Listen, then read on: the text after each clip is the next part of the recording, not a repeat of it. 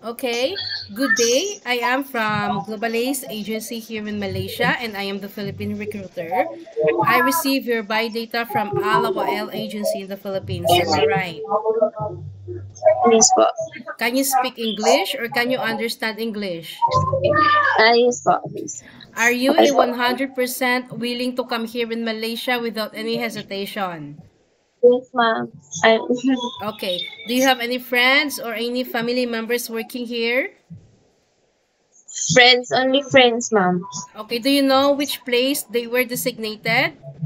Uh, no po. Okay. This is your first time working abroad, is it? Yes, ma'am. First time. Why do you want to come here in Malaysia? Why you didn't choose to go Singapore or Hong Kong? Because uh,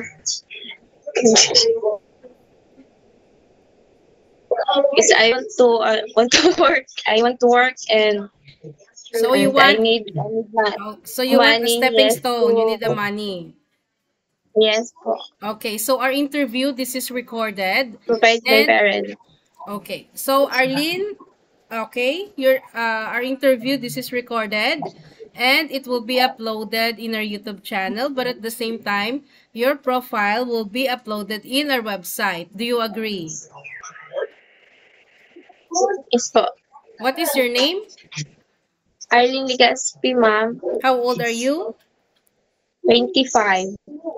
What is your height and your weight? What is your height and Ma'am, your weight? height is no, one meter and the weight is 54. What is your height again? Sorry. 149 centimeters. Okay, so are you single or married? Single, ma'am. You have children. Wala. No po. Okay, so when is your birthday?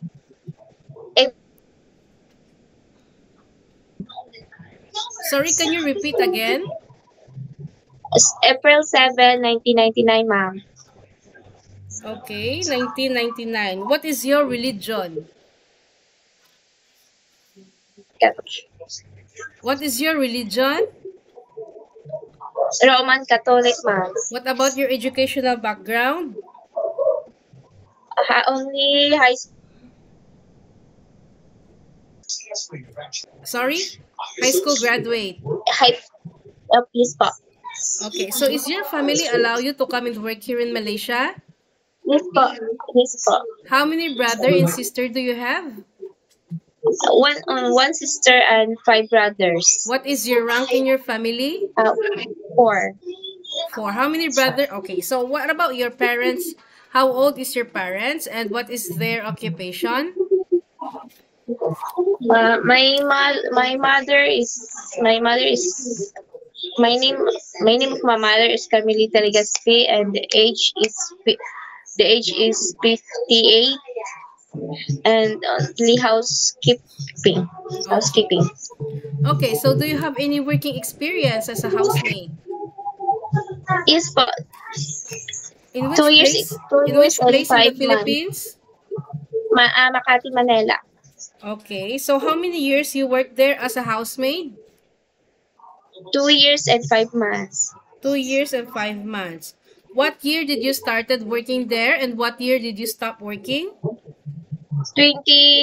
June 2015 and November 2017 to November 2017. Okay, so can you share it with me? What are your duties to your previous employment before in Makati as a housemaid? Household chores, household chores um, like cleaning, washing clothes, ironing, marketing, and help cook food in their canteen.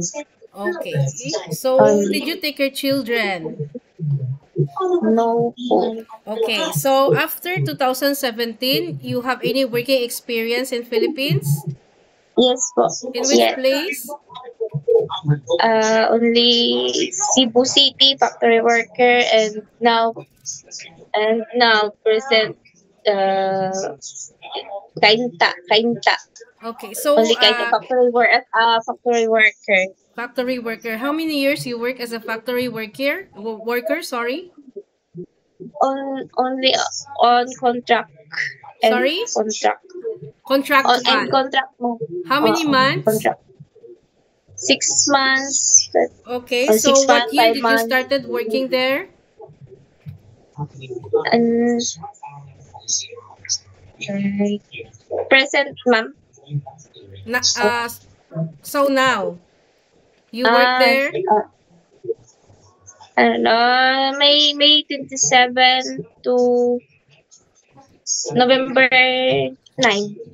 This year. Yes po. Okay. And contract to 5 months and 2 weeks extended. Okay.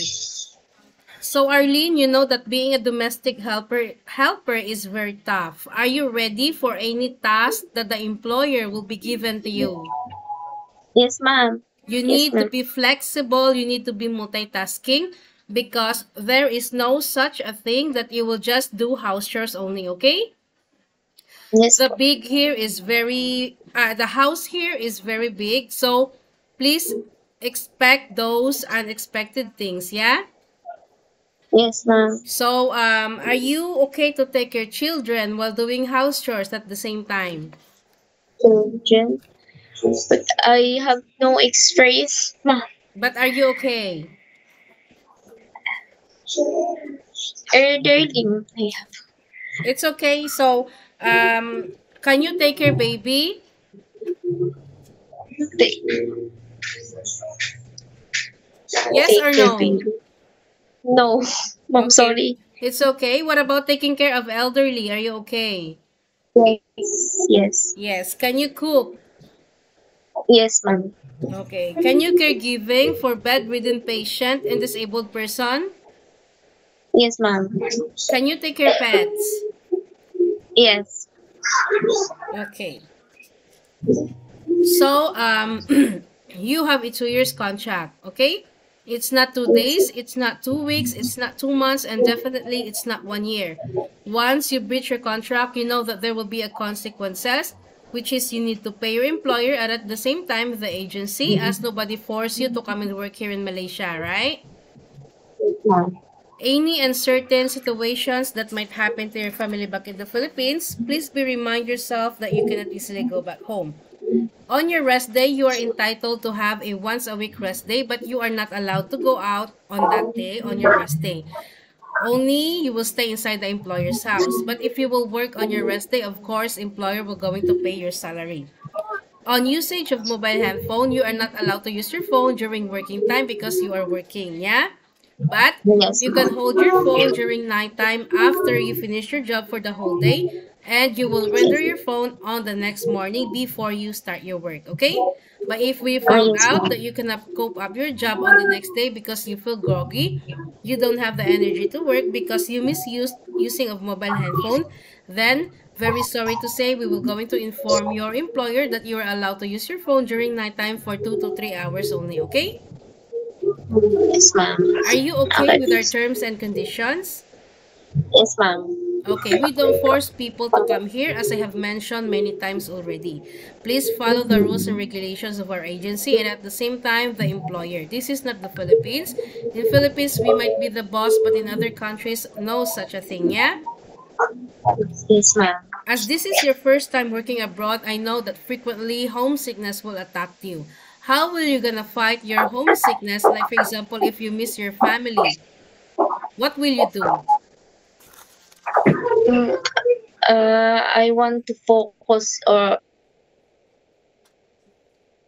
tea and make myself busy. Okay, so Arlene, I think that's all for now. Thank you for your time. It was my Thank pleasure you. meeting you. But please stay connected through WhatsApp because Global Ace agents will going to contact you to conduct an interview together with the employer. Okay? Thank you, Thank ma'am. you so much and have a good day. Bye. Thank you.